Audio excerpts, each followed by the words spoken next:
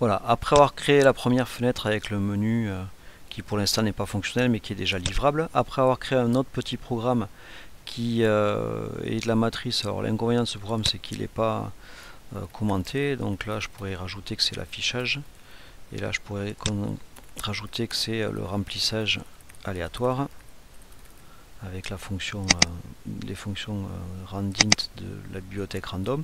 Donc maintenant, avant de commencer à vouloir tracer ma matrice, il faut que je vois un petit peu comment je veux faire au niveau de l'interface graphique.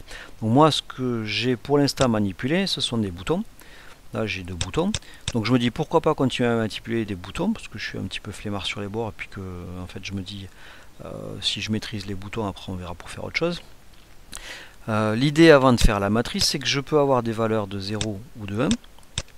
Donc j'aimerais faire un petit programme qui me permet, sur un bouton, de changer la couleur de fond. Donc on a vu tout à l'heure qu'il y avait le foreground pardon, qui était sur l'exemple de Sincère que j'ai plus là.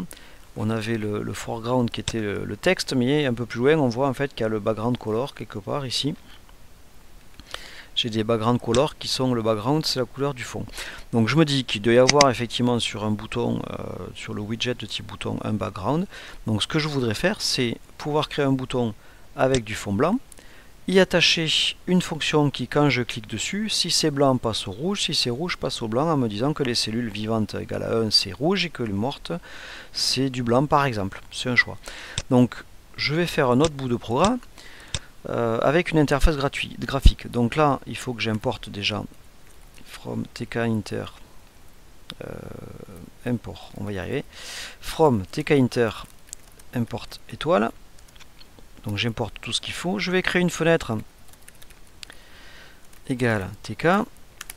Dans cette fenêtre, je vais y mettre un bouton. Alors, ajouter bouton. Donc ici, je dis, je vais l'appeler bouton couleur par exemple. Je dis que c'est un button, qu'il est placé dans ma fenêtre, puisque c'est le nom de ma TK. Ensuite, je vais y dire que le background égale white. On va voir si ça marche. Et je vais rajouter une commande qui sera changer couleur.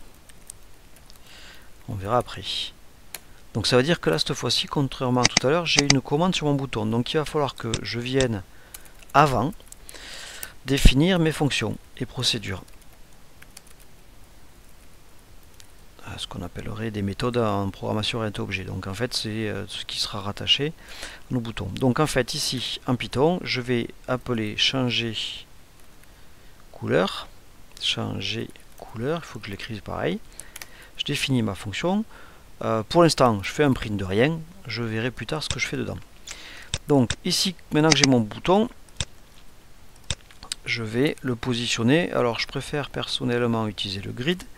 Le grid, en fait, contrairement au pack qui se positionne par rapport à des zones, je peux positionner en ligne et colonne. Donc row, je vais dire qu'il est ligne 0 et colonne, je vais dire qu'il est colonne 0. Donc en fait, mon bouton est positionné par rapport à une grille. Et je mettrai les éléments où je veux dans la grille, sachant qu'après l'affichage optimise tout ceci. On va voir si déjà ceci ça fonctionne, donc si j'ai au moins un bouton qui est blanc. Donc ici, ma fenêtre, je vais lancer le main loop qui me lance l'exécution. Donc si j'ai pas écrit de bêtises, j'ai un bouton qui est un peu moche, mais effectivement qui a l'air d'être blanc.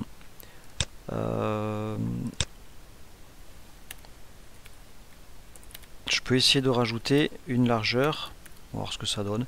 C'est-à-dire que quand je crée mon bouton, je lui rajoute une largeur de 4. C'est un peu plus joli. Bon, c'est peut-être pas parfait, il est un peu plus carré.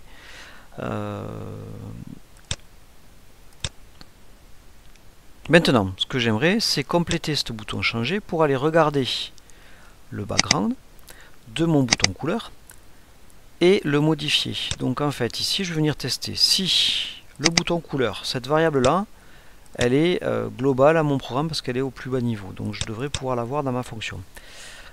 Si je vais chercher l'élément qui s'appelle BG, si il est égal à white, on va dire par exemple que je le passe à la même chose